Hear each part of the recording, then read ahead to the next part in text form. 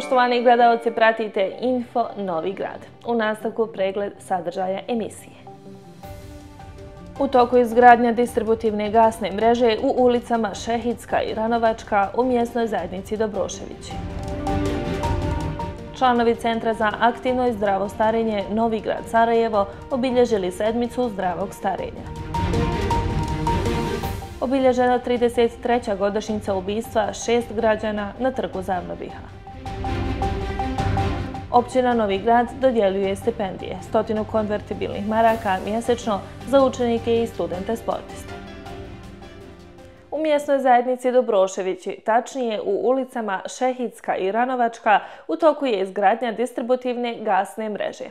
Više od 100 domaćinstava moći će se priključiti na gasnu mrežu koja do sada nije postojala u ovom dijelu općine Novi Grad.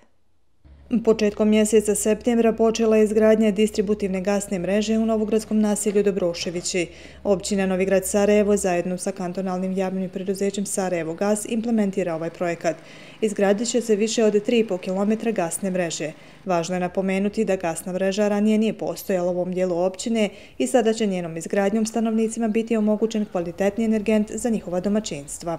To je dugogodišnja saradnja, širenje gasne mreže sa pretpostavkom da se veći broj individualnih objekata prebaci na ekološki prihvatljiviji energent. Obzirom da se na ovim, ajmo reći, padinskim dijelom općine Novi Grad došlo je do ekspanzije građenja, širenja naselja, sva ta naselja nemaju gasnu distributivnu mrežu. Već par godina mi implementiramo projekte izgradnje gasne mreže na ovim padinskim mjesnim zajednicama u cilju obezbeđenja tog energenta kao pretpostavka da se ne koriste loši čvrsti energenti koji su štetni za zagađenje zraka i okoline. Trenutno sada izvode se radovi na polaganje gasne mreže u naselju Ahatovićima, trenutno izvode radovi u ulici Šehidska, to će biti prsten Šehidska Ranovačka i narednim godinama je planirano da se napravi taj gasni prsten sa naseljem Bojnik preko Butlovske ulice i da se stvori pretpostavka da se sve ulice na području te mjesne zajednice uradi gasna distributivna mreža. Pored ovih ulica planirano je još da se u ovom ugovoru implementira dio ulice Avde Palića u Zavrđu, dio ulice Numan Pašića Prilića na Sokolju i jedna ulica u naselju, manji krak u naselju Alpaši most 1 u Boljakovom potoku. Ovom prilikom gospodin Kenan ističe da su stanovnici ovih naselja više nego zadovoljni ovim projektom, jer će njihov kvalitet života sada biti mnogo bolji. Kad je krenuo projekat, prvo je bilo veliko interesovanje građana koja instalacija se polaže, šta je pitanje, kad se vidjelo da se radi gasna mreža, osvrti zadovoljstvo jedno, a uz ove da imaju mogućnost se priključiti na taj energent i obzirom da u tim područjima nikad nije bilo gasne mreže, znači nije riječ o rekonstrukciji neke stare oštećene, nego to su dio naselja koji se nije uspjelo razviti u komunalnom infrastrukturu. Evo sad se stvara preduslov da im se obezbijedi taj energent tokom godine da ga mogu direktno koristiti. Investiciona vrijednost projekta je oko 530.000 konvertibilnih maraka, a rok za izvršenje radova je 90 dana. Na posljednjoj sjednici Općinskog vijeća Novi Grad Sarajevo usvojen je plan i program rekonstrukcije, održavanja, popravke ulica, lokalnih puteva, parkinga i mostova na području općine za ovu godinu. Predviđena je sanacija i rekonstrukcija 40 ulica u vrijednosti od 2,6 milijuna maraka. Od ukupno 40 ulica planiranih programom sanirat će se i asfaltirati 28 ulica koje ranije nisu imale asfalt. U svim ulicama u kojima postoji mogućnost, odnosno postoji potreba za zamjenom dotrajalih instalacija, bit će izvršeni radovi na zamjeni tih instalacija, što dakle predstavljaju opredjeljenje nas u službi za investicije, odnosno tijek za saobraćaj, kako se ne bi dovodili u situaciju da se ulice koje su novo asfaltirane naknadno prokopavaju time, proizvodi dodatni troškovi u pogledu održavanja tih saobraćajnica. Ono što je važno napomenuti, dakle, da su ti projekti, odnosno prioriteti, prethodno delegirani od savjeta mjesnih zajednica u pogledu njihovih zahtjeva, svi su selektirani u skladu sa, prioritetima koji su i kriterijima koji su neophodni i koji se uzimaju u obzir prilikom definisanja kriterija za izbor ulica koje će se asfaltirati. Da kažem, mi smo to objektivno sagledali, obišli teren i predložili općinskom vijeću, da kažem, taj program koji je usvojen na ovoj prethodnoj sjednici. Ono što želim naglasiti da je sljedeći korak u pogledu asfaltiranja, odnosno u pogledu započinjanja izvođenja ovih radova, koji je neophodno da bude ispunjen, je izrada projektne dokumentacije, nakon čega će se, da kažem, raspisati javni poziv za izbor izvođača radova koji će izvoditi predmetne radove, izbor nadzornog organa koji će pratiti te radove i očekujemo da će s proljećem naredne godine moći, da kažem, započeti realizaciju ovog projekta investicionog održavanja saobraćajnica. Asfalt će dobiti i mještani ulica Kralja Stjepana Tomaševića, Podruž Šehidina, Avde Palića, kao i ulice Esada Midžića. Radit će se sanacija i asfaltiranje ulica na području mjesnih zajednica Dobroševići, Ahatovići, Buča Potok, Aneks. Također planirana i sanacija pružnih prijelaza na području općine, koja će se realizirati shodno sporazumu sa javnim preduzećem Željeznice Federacije Bosne i Hercegovine.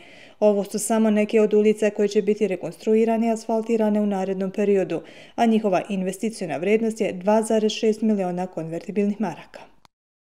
Općina Novi Grad Sarajevo objavila je konkurs za dodjelu sportskih stipendija učenicima i studentima sa područja ove lokalne zajednice na osnovu ostvarenih rezultata u prethodnoj takmičarskoj sezoni. Pravo na stipendiju imaju državljani Bosne i Hercegovine sa prebivalištem u općini Novi Grad Sarajevo u trajanju od najmanje godinu dana, koji su redovni ili vanredni učenici ili studenti, a aktivno se bave sportom najmanje 3 godine i nastupaju za klubove registrovane u sportskim savezima. Stipendije će se isplaćivati u mjesečnom iznosu do 100 konvertibilnih maraka tokom perioda od 10 mjeseci. Rok za podnošenje prijave je 6. oktobar 2025. godine. U Centru za aktivno i zdravo starenje Novi Grad obilježena je sedmica aktivnog starenja. Od kulinarskog dvoboja, igara bez granica do predavanja na temu zdravlja. Svi članovi centra su imali priliku učestvovati u nekoj od aktivnosti, te tako pokazati svoje posebne vještine i umjeće, ali i naučiti nešto više o temama koje ih zanimaju. Sedmicu aktivnog starenja obilježile su različite aktivnosti od predavanja na temu očuvanja mentalnog zdravlja u 3. životnoj dobi, gledanje filmova, kulinarskih dvoboja, druženja u parku Safet Zajko do igara bez granica, na kojim su učestvovali i mališani iz vrtića Vjeverica. Ovo je već 3. godina kako vrtić Vjeverica učestvuje u igrama. Cilj je podići svijest starijim osobama o važnosti njihove fizičke aktivnosti, kao i postaći ih na što veću socijalizaciju. Naša starija grupa djece u 6. godini života, organizovano zajedno sa našim korisnicima centra, imaju zajedničke igre. Cilj nam je međugeneracijska saradnja i solidarnost. Cilj nam je da djeca osjete podršku i pomoć i da pruže podršku i pomoć starijima. Tako da će oni se zajedno družiti, igrati, zabaviti i uvijek smo otvoreni za saradnju.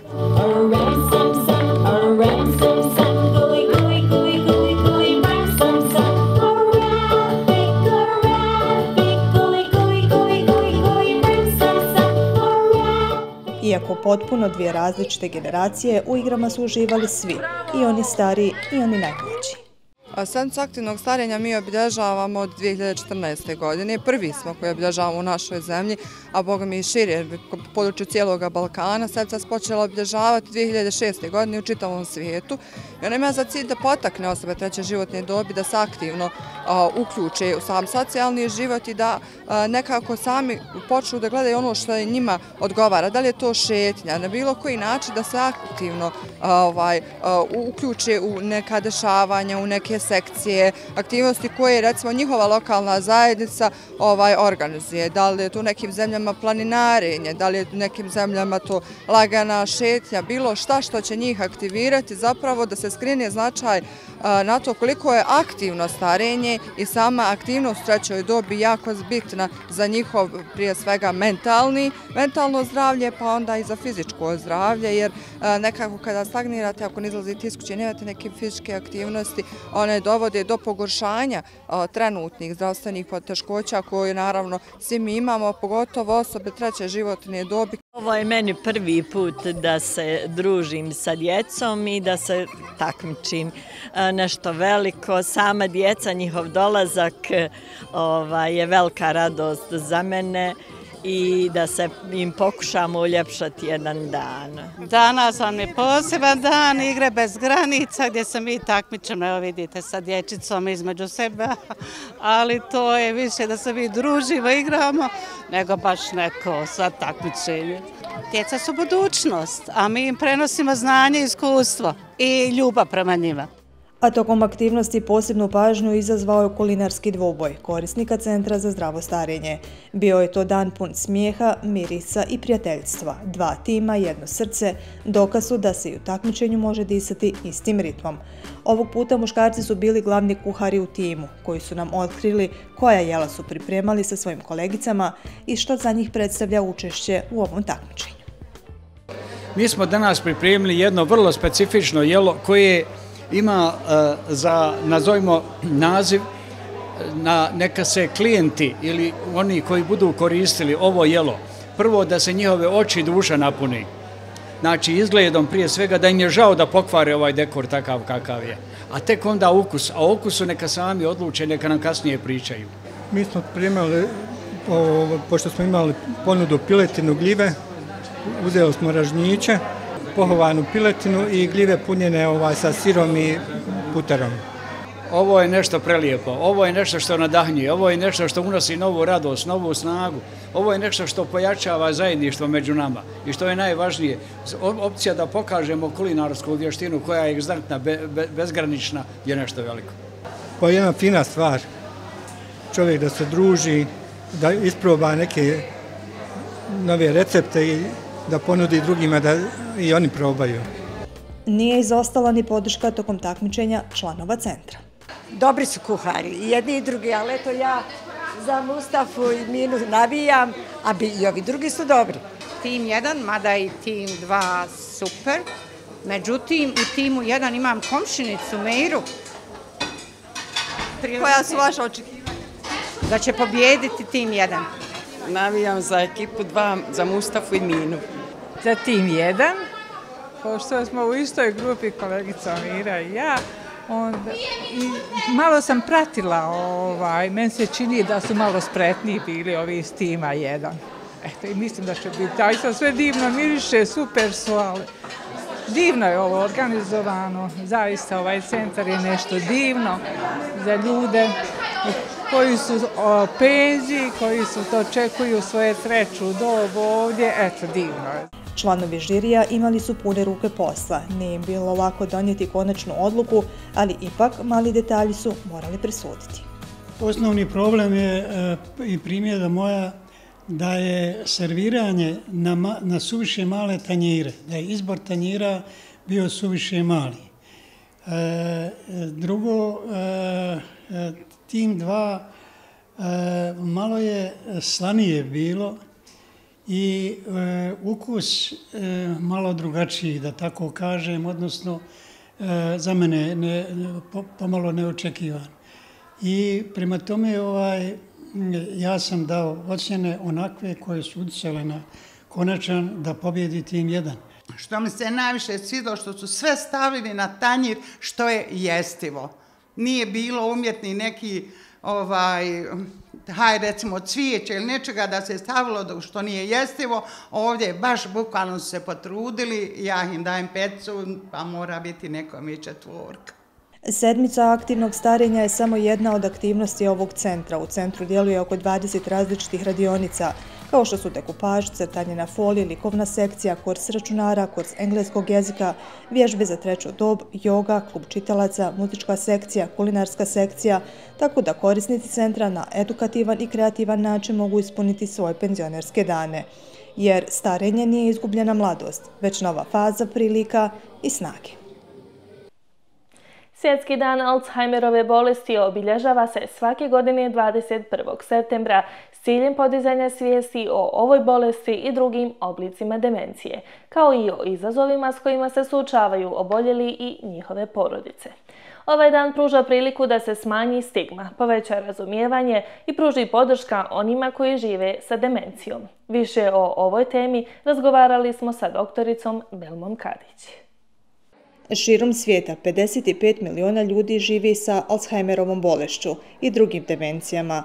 Alzheimerova bolest je degenerativna bolest mozga i najčešći uzrok demencije. Demencija nije specifična bolest, to je opći termin koji opisuje grupu simptoma. Alzheimerova bolest, iako onako dosta je prisutna u svijetu, ljudi malo znaju o njoj, jednostavno nemaju interesa da se upoznaju ili su onako više zbog sredine u kojoj rastu stigmatizirani i pokušavaju da sakriju.